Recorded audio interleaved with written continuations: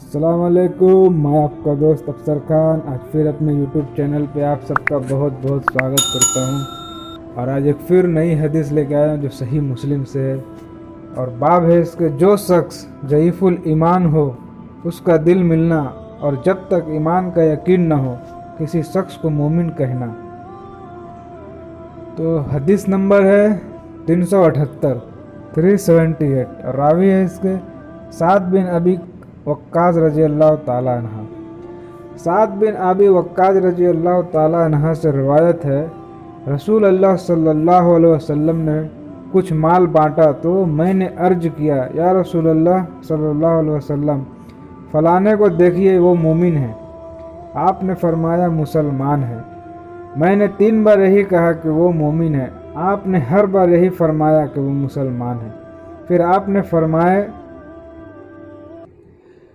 ایک شخص کو دیتا ہوں حالانکہ دوسرے کو اس سے زیادہ چاہتا ہوں، اس ڈر سے کہ کہیں خدا اس کو اوندھے منہ جہنم میں نہ کر دے۔ اسی طرح جیسے راوی نے کہا، یعنی تو اس کو یقیناً مومن کیسے کہتا ہے؟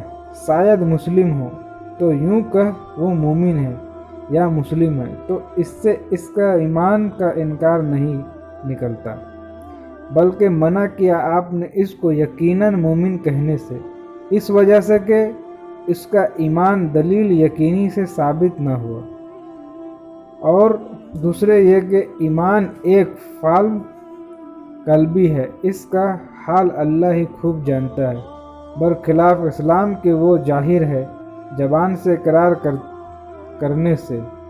صاحب تحریر نے کہا کہ اس میں اشارہ ہے اس شخص کے مومن نہ ہونے کا، حالانکہ اس میں اشارہ ہے اس کے مومن ہونے کا، کیونکہ آگے آپ نے فرمایا کہ بعض شخص کو میں زیادہ چاہتا ہوں پر دیتا اور کو ہوں، ایسا نہ ہو وہ جہنم میں اوندھے منہ گر جائے۔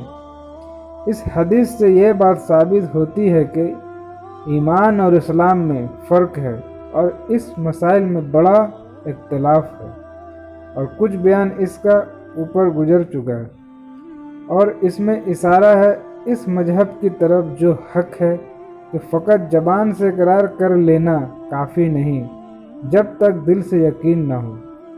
اور کرامیہ اور باز مرجیہ یہ کہتے ہیں کہ صرف زبان سے اقرار کر لینا کافی ہے، حالانکہ یہ صاف غلطی ہے اور خلاف ہے مسلمانوں کے اجماع کے اور خلاف آیت اور حدیث کے، جن سے منافقوں کا کفر ثابت ہونا ہے۔ حالانکہ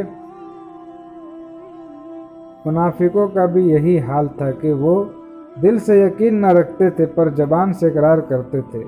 ناظرین کا آپ صلی اللہ علیہ وسلم نے فرمایا، میں ایک شخص کو دیتا ہوں حالانکہ دوسرے کو اس سے زیادہ چاہتا ہوں، یعنی بعض آدمی ضعیف الایمان ہوتا ہے اور میں اس کو دنیا کا مال دیتا ہوں تو اس وجہ سے نہیں دیتا کہ میں اس کو زیادہ چاہتا ہوں، بلکہ دوسرے کو اس لیے دیتا ہوں جس کا ایمان قوی ہے، پر ضعیف الایمان کو اس کا ایمان بچانے کے لیے دیتا ہوں، ایسا نہ ہو کہ وہ دنیا کا مال ملنے سے خفا ہو جائے اور اسلام سے پھر جائے، پھر جہنم میں اوندھے منہ گر جائے۔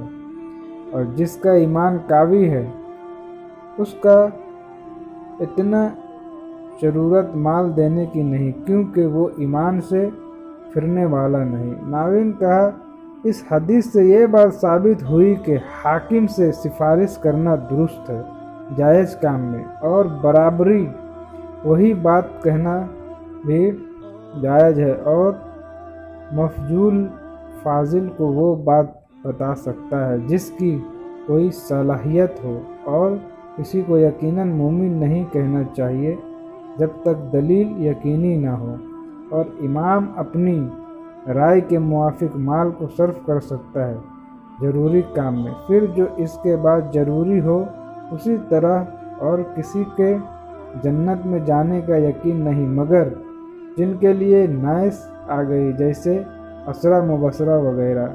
ہم اور اس پر اجماع ہے اہل سنت کا۔ تو آج کا حدیث یہی تھا، انشاءاللہ پھر ایک نئی حدیث لے کے آؤں گا۔ دعا کیجیے اور سب کے لیے دعا کیجیے، جتنے بھی لوگ پریشان حال ہے، جتنے بھی لوگ بیمار ہیں، ان سب کے لیے دعا کیجیے۔ اللہ سب کو شفا دے اور اللہ سب کو ہدایت دے، ہم لوگوں کو بھی اللہ ہدایت دے، اور جو لوگ بیمار ہیں اس کو اللہ شفا دے۔ تو پھر اجازت دیجیے، انشاءاللہ پھر حدیث لے کے آئیں گے۔ السلام علیکم ورحمۃ اللہ وبرکاتہ۔